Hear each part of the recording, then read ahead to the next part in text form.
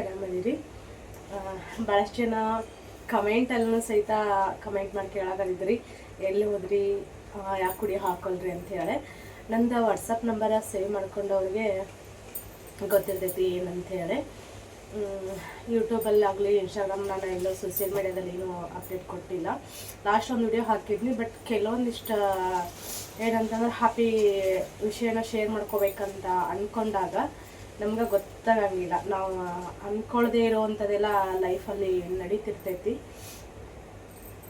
ಅದೇನು ಬರ್ತಿರ್ತೈತಲ್ಲ ಅದನ್ನು ನಾವು ಸ್ವೀಕರಿಸ್ಕೊಂತ ಹೋಗ್ಬೇಕು. ಇಷ್ಟು ದಿನ ವಿಡಿಯೋ ಹಾಕದೇ ಇರೋದಕ್ಕೆ ಕಾರಣ ಏನಂತಂದ್ರೆ ನಮ್ಮ ಅವ್ರ ಡೆತ್ ಆದ್ರೆ, ಹಾಗಾಗಿ ವಿಡಿಯೋ ಹಾಕಿಲ್ಲ.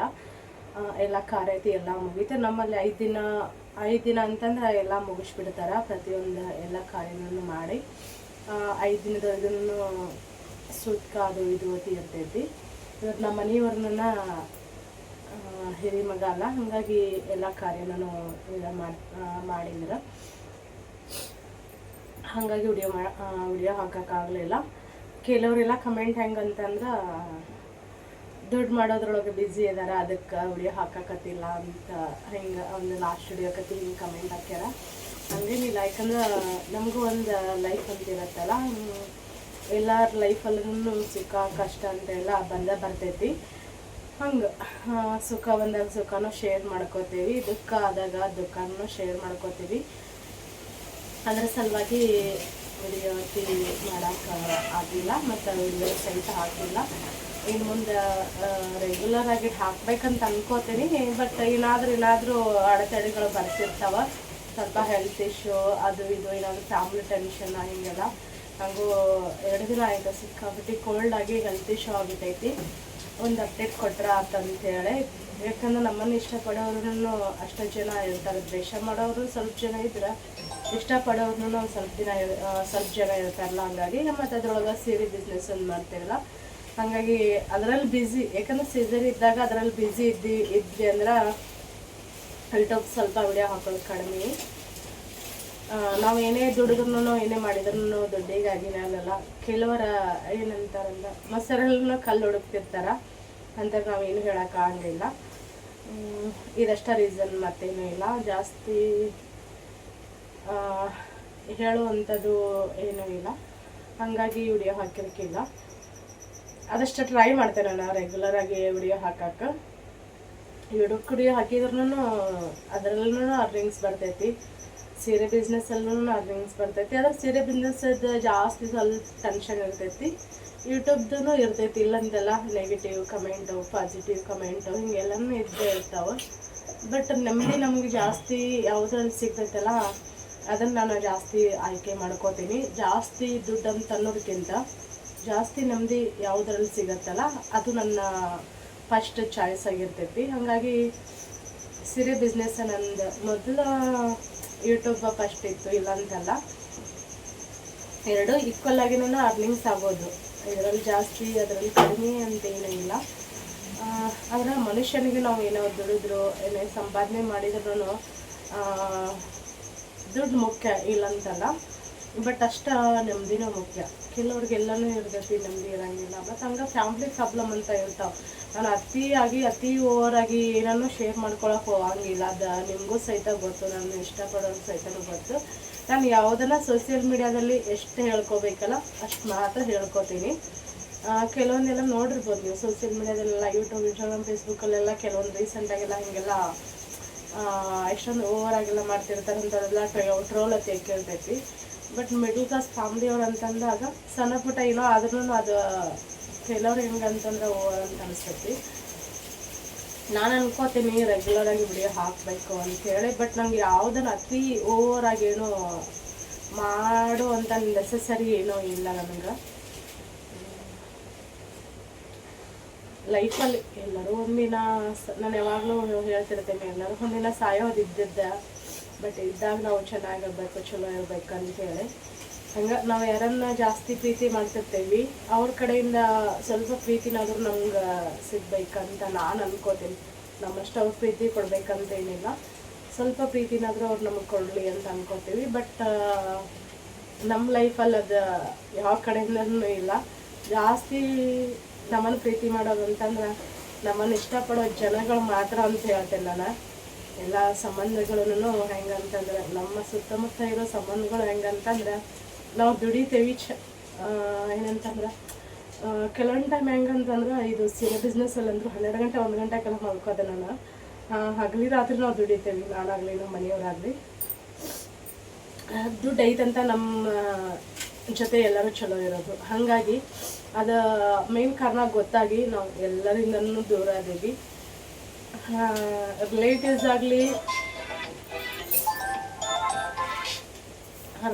ಆಗಲಿ ಮತ್ತು ಕೆಲವೊಂದು ಸಂಬಂಧಗಳು ಹೆಂಗಂತಂದ್ರೆ ಅದೇ ಹೇಳಿದ್ನಲ್ಲ, ದುಡ್ಡು ಐತಂತ ನಮ್ಮನ್ನು ಇಷ್ಟಪಡ್ತಾರೆ, ನಮ್ಮ ಜೊತೆ ಮಾತಾಡ್ತಾರೆ. ಬಟ್ ನೀವು ಹಂಗಲ್ಲ, ಯಾವುದೇ ಸ್ವಾರ್ಥವಿಲ್ಲದ ಪ್ರೀತಿ ಕೊಡ್ತೀರಲ್ಲ, ಯಾವಾಗಲೂ ನಿಮ್ಗೆ ಚಿರಋಣಿಯಾಗಿರುತ್ತೆ. ನಾವು ಆದಷ್ಟು ಟ್ರೈ ಮಾಡ್ತೇನೆ ನಾನು ಲಾಗ್ ಹಾಕಕ್ಕೆ. ಬಟ್ ಹೆಂಗಂತಂದ್ರೆ ಕೆಲವೊಂದು ವಿಷಯದಲ್ಲಿ ಫೀಲಿಂಗ್ ಅನ್ನೋದು ನನ್ನಲ್ಲಂದ್ರೂ ಸತ್ತೋಗ್ಬಿಟ್ಟೈತಿ. ಹಂಗಾಗಿ ನಮ್ಗೆ ಅಷ್ಟೊಂದು ಏನೋ ಫರಕ್ ಅಂತ ಅನ್ಸಂಗಿಲ್ಲ. ಯಾಕಂದ್ರೆ ಯಾವತ್ತೂ ನಮ್ಗೆ ಕೆಲವರು ಒಳ್ಳೇದನ್ನು ಬಯಸೇನೇ ಇಲ್ಲ, ಒಂದೇನೂ ಕೂಡ ಬಯಸ್ತಾರೋ ನಂಬಿಕೆನೇ ಇಲ್ಲ. ನಾನು ಇಷ್ಟಪಡೋವ್ರಿಗೋಸ್ಕರ, ನಮಗೋಸ್ಕರ, ನಮ್ಮ ಮನೆಯವ್ರಿಗೋಸ್ಕರ ಅಂತೇಳಿ ನಾವು ಖುಷಿಯಾಗಿರೋದು ಅಷ್ಟು ನೋಡಿರಿ. ಮತ್ತು ನೆಕ್ಸ್ಟ್ ಲಾಗಲ್ಲಿ ಸಿಗ್ತೇವೆ. ಹಲೋ, ಹಾಂ ಹೇಳತ್ತೆ.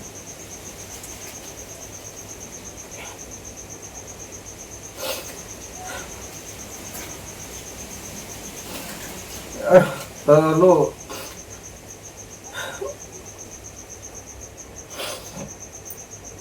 ಹಲೋ, ಹಾಂ ಹೇಳ್ಬೇ.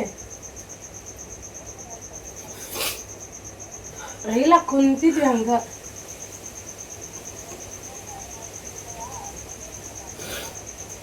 ಹೌದಣ್ಣ, ಹಾಂ ಆರಾಮಾಗೈತಿ ಈಗ. ಹಾಂ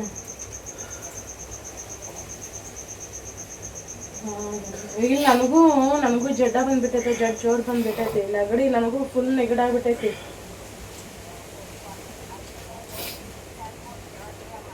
ಹಾಂ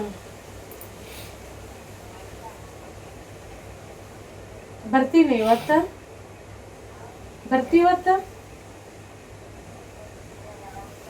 ಹೌದು, ದವಾಖಾನಿಗೆ ಹೋಗಿದ್ದಿಲ್ಲ. ಹಾಂ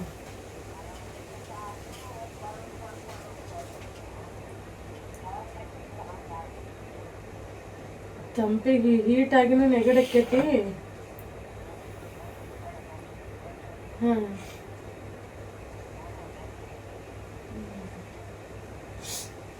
ಕುಂತಿದ್ವಿ ಹಂಗ.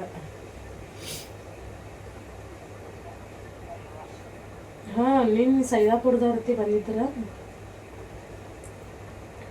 ಇವತ್ತು. ಅವನು ಅಲ್ಲಿ ವರ್ಚ್ಕಲ್ಲಾಗ ಒಬ್ರು ತೀರ್ಕೊಂಡಾರ.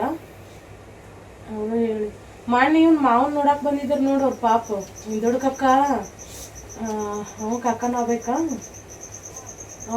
ಶ್ರೀಶೈಲಕ್ಕೆ ಹೋದಾಗೇನೋ ಹಾರ್ಟ್ ಅಟ್ಯಾಕ್ ಆಗಿ ಎಲ್ಲ ತೀರ್ಕೊಂಡಾರಂತ ನಿನ್ನ ರಾತ್ರಿ.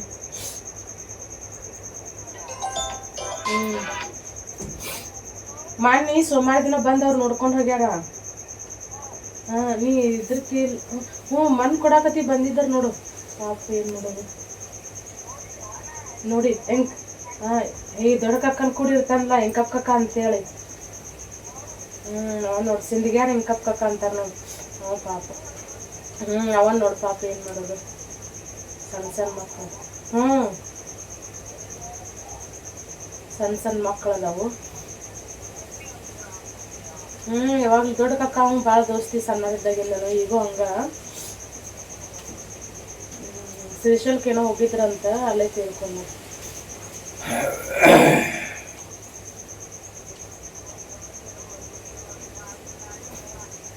ಬರೀ ಹಾರ್ಟ್ ಅಟ್ಯಾಕ್ ನೋಡಿ ಏನೈತೇನೋ ಅದು. ಬೇಡಾದವ್ರಿಗೇನೂ ಆಗಂಗಿಲ್ಲ. ಇವ ಎಲ್ಲದಕ್ಕೂ ಬ್ಯಾಸ್ರಾಗಿರ್ತಾರಂತಾರ್ಗೆ ಏನೂ ಆಗಂಗಿಲ್ಲ. ಬೇಕಾದವ್ರಿಗೇನೋ ಚಲೋ ಇದ್ದವ್ರಿಗೇನ ಆಗೋದು.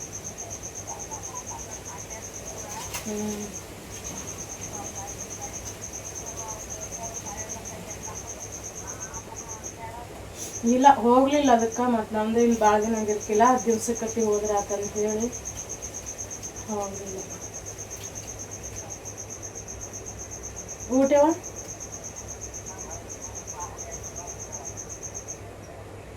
ಹ್ಞೂ ಹ್ಞೂ ಹ್ಞೂ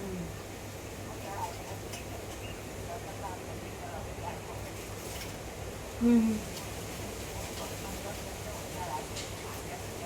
ಹೌದಾ ಹ್ಞೂ ಹ್ಞೂ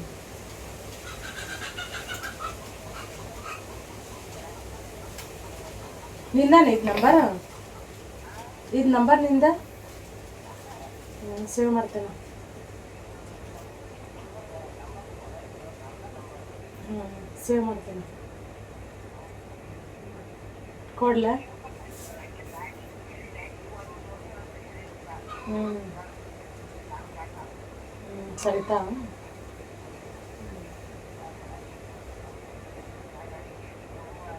ಹ್ಞೂ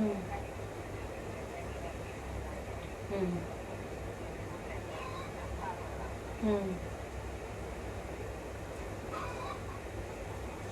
ಏನಿಲ್ಲ ಕುಂತಿದ್ವಿ ಹಂಗೆ ಊಟ ಆಗೈತಿ. ಆಕೆ ಆಚೆ ಕಡೆನ ಅದಾಳ. ಹ್ಞೂ ಹ್ಞೂ ಎದ್ದಾವ. ಹ್ಞೂ ಅವ್ರು ಇವತ್ತು ಮುಂಜಾನೆಗೆ ಹೋಗ್ಯಾರ. ಇನ್ನೇನು ನಾವು ದೊಡ್ಡ ದೊಡ್ಡ ರಾಮಾಯಣ ಮಾಡಿದಾವ.